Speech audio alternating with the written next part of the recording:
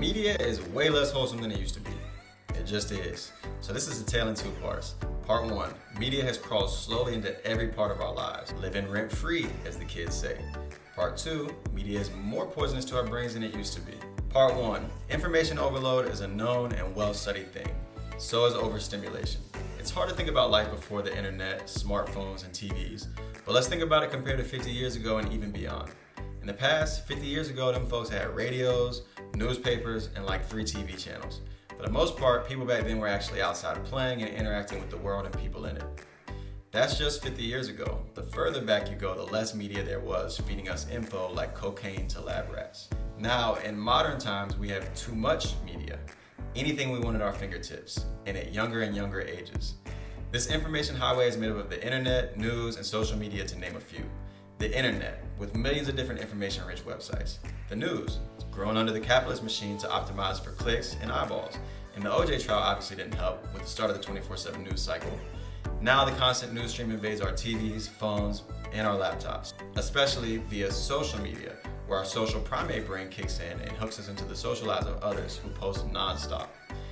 And who can count out, we've got countless streaming sites like Netflix, Amazon, and HBO, also have audiobooks and podcasts taking over our attention. So the effect that we see is the modern world has an abundance of info which drains our mental reserves, our dopamine, and breeds mental illness. This isn't even to mention the problems that come from too much staring at screens. To solve for this, the task seems simple. We should actively limit the amount of info or media that comes in, as opposed to always trying to get more, and focus on longer form pieces of info or media so our brains don't have to switch and process all that at once.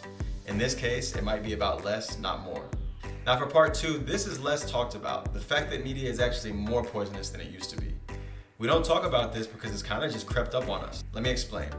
The internet. With the freedoms that the internet brought, it's also enabled adults and kids to access anything they want from any device. There's a site or an app for everything.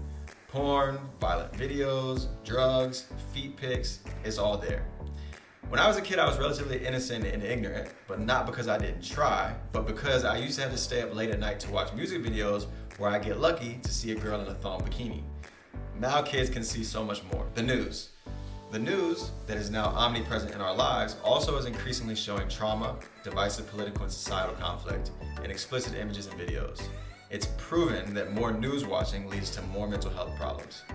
Do you think it's a coincidence that the higher the death count, the more viral the news clip goes? Social media. Social media, which we all know has its pros and cons, didn't exist for people before the 2000s. Social media can very definitely be a spreader of toxic information. Think about the YouTube neo-Nazi rabbit holes or unrealistic body standards we all have when we scroll Instagram. Now to wrap it up, I'd be remiss if I didn't mention movies, TV shows, and podcasts. Movies and TV shows back in the day did not have the same level of violence, open sex, and things every other damn show on Netflix and HBO has today. We also learn a lot about materialism and self-obsession from TV or our internet stars, and we seek to emulate it.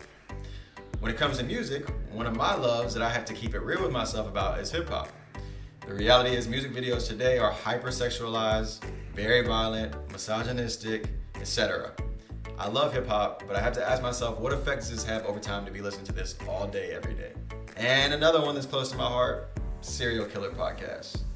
Everybody these days loves them a psycho story, but we gotta ask ourselves as a society, what is that shit about? I listen to these for hours, but slowly feel my brain becoming dark and paranoid.